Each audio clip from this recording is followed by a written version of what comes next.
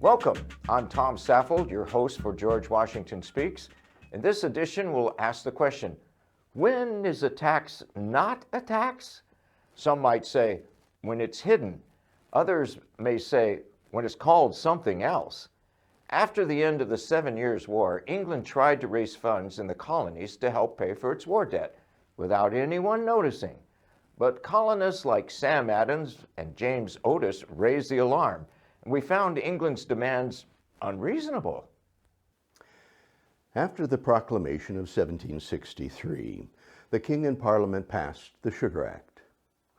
When sugar came into the colonies, it came in the form of either refined sugar or molasses. The price of the sugar coming into the colonies had certain duties, import fees, or tariffs that went to pay for the cost of the government regulating it, and it was part of the price of the sugar.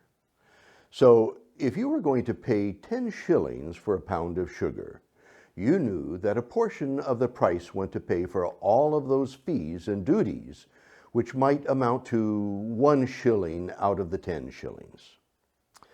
There were times that we thought that those tariffs were a bit high, but we trusted that that was the cost of running government. In this particular case, the price of sugar was all of a sudden significantly more expensive, and we wondered why. Was there a violent hurricane? Maybe there was a drought or a crop bug infestation.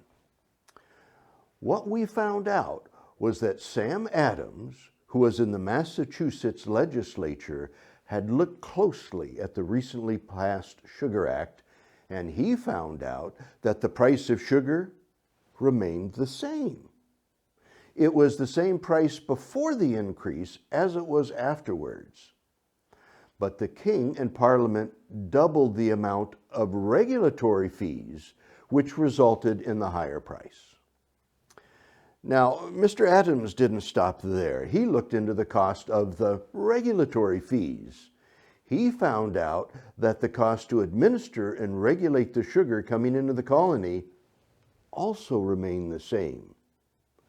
So he asked the obvious question, if the doubled portion of the fees was not a fee to regulate the sugar, what was the large increase of fees to pay for? What he found out was that the doubled portion of the fee was actually a tax that was designed to pay for the French and Indian War. It was a hidden direct tax, which was passed by Parliament to specifically pay for the war, and not an indirect tax that was to pay for the government cost of regulating the sugar. It was his opinion and the opinion of the Massachusetts legislature that England could not pass a direct tax on the colonies in that manner. They said that that tax needed to be voted on by the colonial legislatures, that they needed to discuss and approve the tax. But the colonies weren't even consulted about it. The tax had been masterfully hidden or buried in the doubling of those duties. Why? To cause as little notice and grief as possible in the colonies. They must have thought that we would not approve of the tax, so they hid them. That's not a way to build trust, is it? As a result, James Otis stood up in the Massachusetts legislature and loudly shouted a 5-word declaration that became a rallying cry for all of the colonies. Taxation without representation is tyranny. Throughout the entire Revolutionary War, that rallying cry reminded us that we had to stand up against the increasing and constant encroachments of the King and Parliament against our rights as Englishmen. Through the diligence of Sam Adams, we became aware that the hidden tax was an intrusion into our representative assemblies as Englishmen. We were being robbed of our opportunity to debate and vote on whether we should approve or disapprove of the tax. For Parliament, it had been a calculated assault against our rights. If they could decide at any time to lay a tax on us without our input, then quite frankly, they could do anything to the colonies that they wanted to do. So we knew that we had to stand up, and we did.